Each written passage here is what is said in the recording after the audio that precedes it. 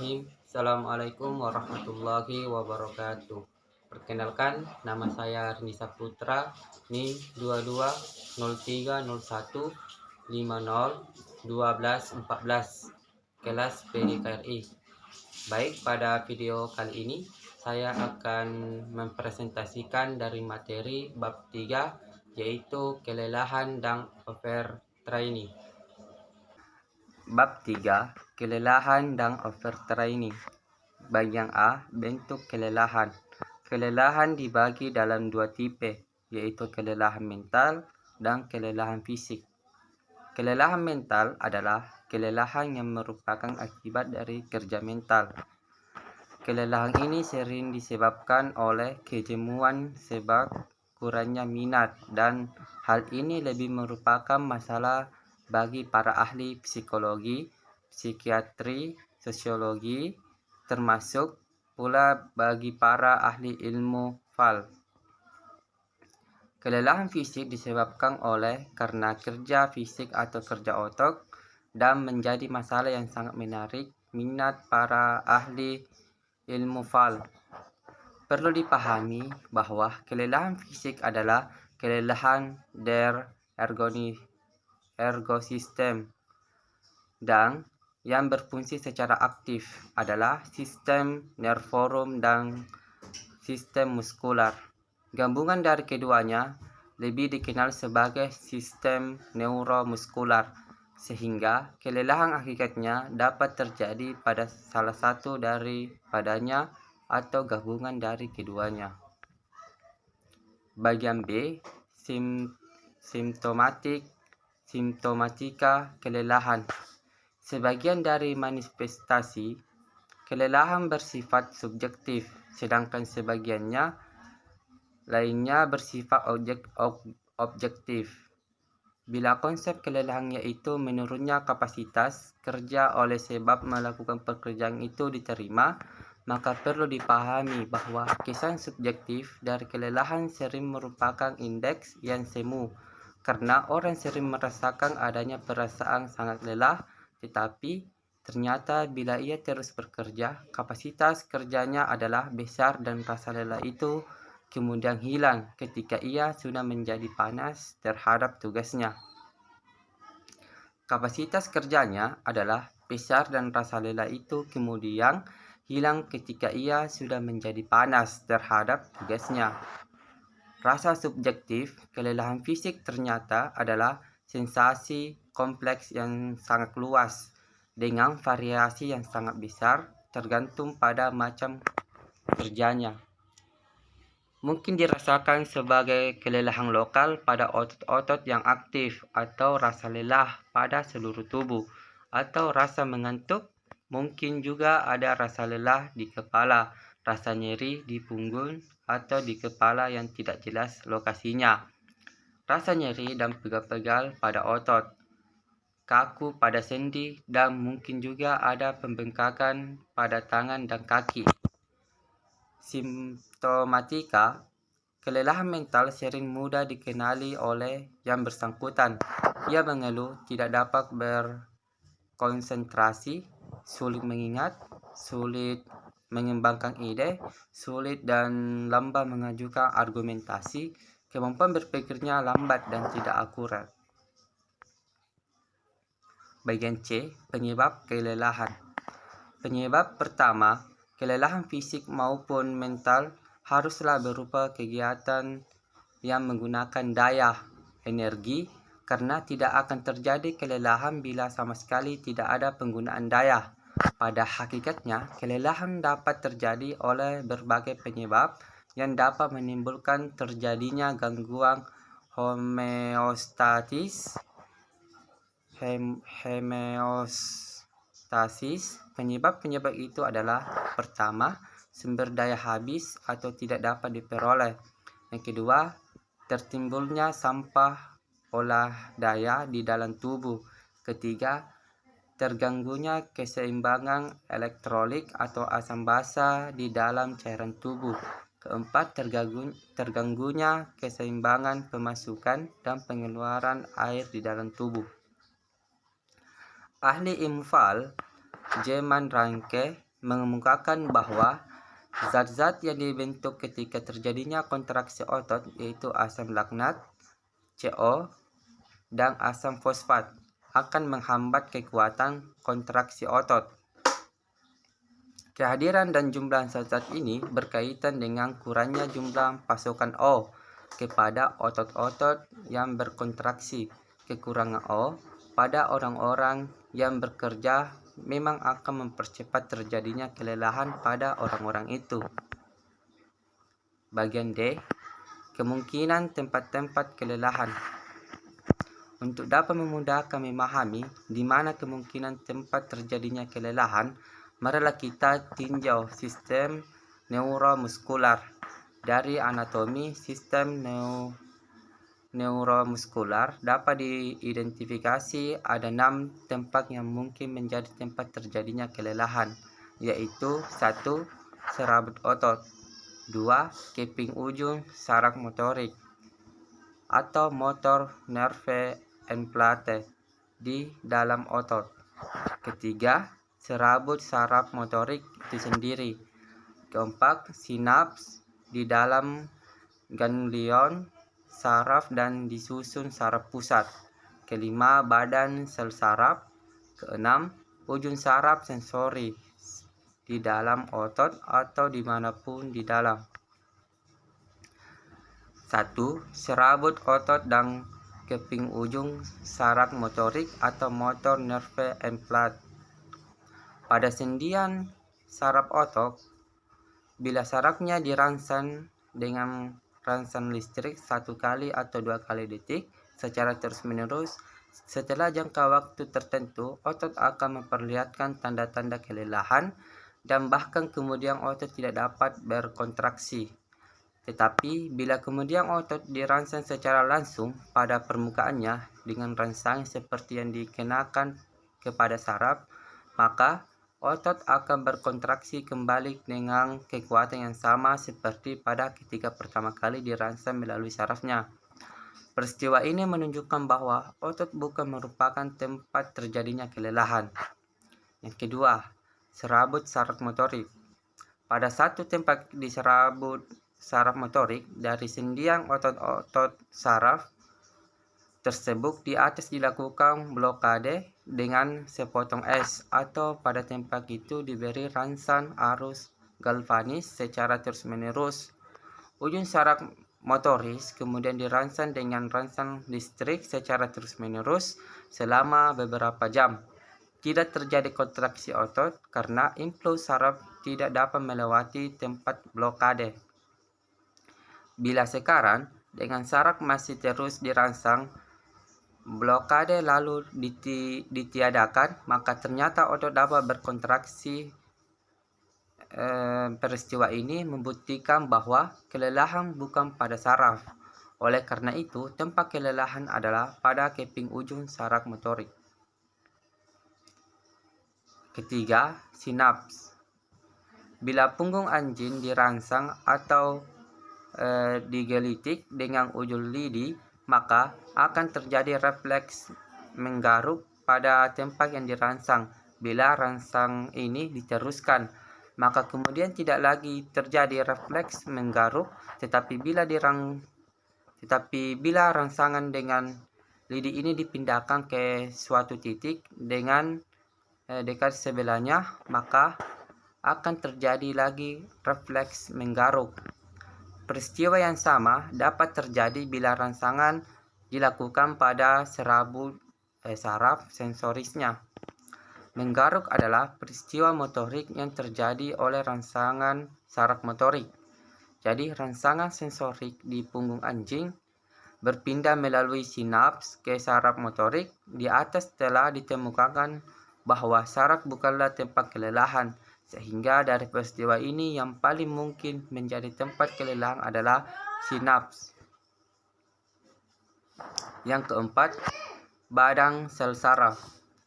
Terdapat banyak bukti bahwa pada kelelahan yang ekstrim, struktur di dalam badan sel saraf mengalami banyak perubahan.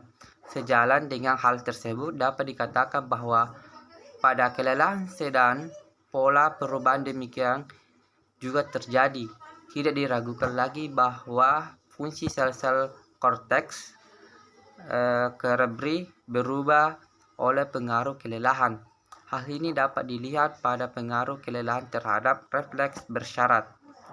Kemampuan gerak refleks bersyarat yang baru dikuasainya akan hilang 100%, sedangkan kemampuan gerak refleks bersyarat yang sudah lama dikuasai hilang sebanyak 50%.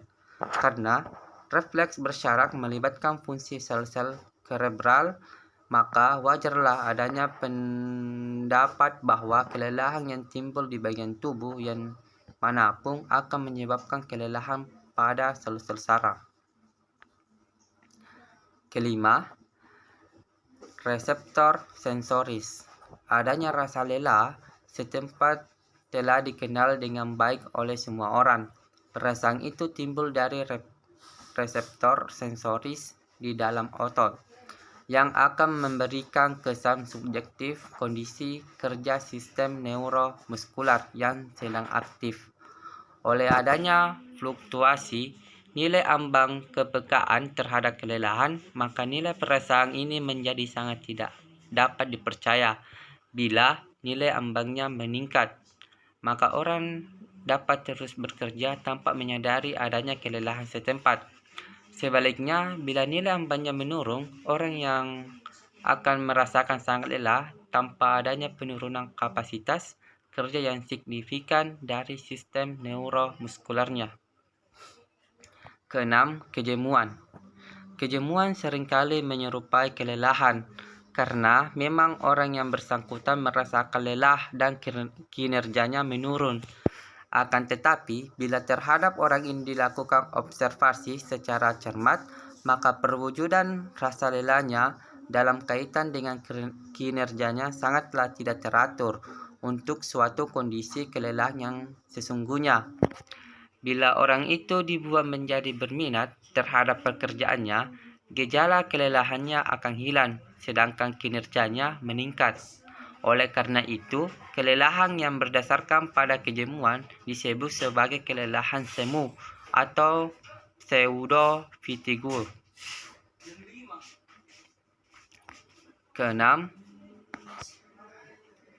Ketujuh, sluggishness.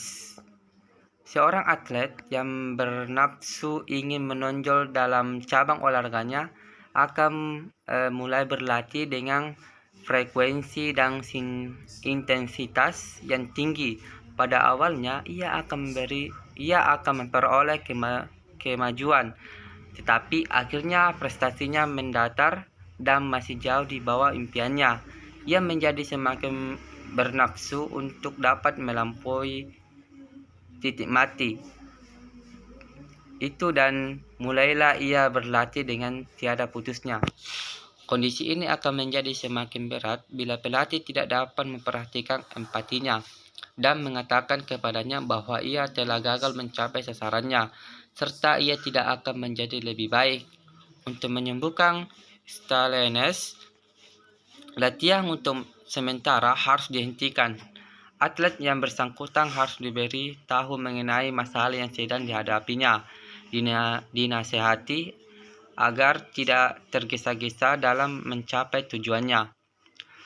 Pelatih yang simpatik akan dengan bijaksana menunjukkan bahwa setiap orang mempunyai keterbatasannya masing-masing dan bahwa yang lebih penting adalah berusaha sebaik-baiknya sesuai kemampuannya tanpa mengharapkan sesuatu yang tidak mungkin.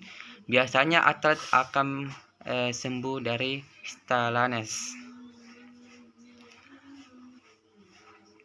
G. Overtraining. Overtraining adalah bentuk kronis dari kelelahan patologis dalam olahraga. Pada tahun 1950, Kreshtonikov memasukkannya sebagai bentuk neurosis, khususnya yaitu neurosis olahraga atau sport neurosis. Kadang-kadang disebut sebagai sluggishness. 1. Etiologi atau penyebab. Harapan yang berlebihan yang melebihi kapasitas fungsional otak menjadi pemicu terjadinya neurosis atau overtraining. Harapan yang berlebihan disebabkan oleh A. Proses perangsangan yang berlebihan yang disebabkan oleh karena volume, intensitas, dan kompleksitas latihan dari olahraga tersebut. B. Proses penghambatan yang berlebihan dari gerakan-gerakan yang tidak diperlukan pada saat membentuk gerakan-gerakan baru dan halus atau oleh terjadinya pengaruh diferensiasi rangsangan. C. Mobilitas proses saraf yang berlebihan atau perubahan-perubahan pada stereotipe yang dinamis. 2. Simptomatologi. Ciri-ciri utamanya adalah kelelahan yang tinggi, respon terhadap latihan yang tidak ekonomis dan tidak seimbang, pemulihan yang lambat sekalipun terhadap latihan yang ringan, labilitas sistem vegetatif dan sistem endokrin, adanya masalah dalam proses olah daya dan proses hormonalnya, adanya gejala neuropsikis, hipertrofitas, depresi atau euforia, ansietas, dan menurunnya output olahraga. 3. Gejala-gejala subjektif. Yang pertama, A.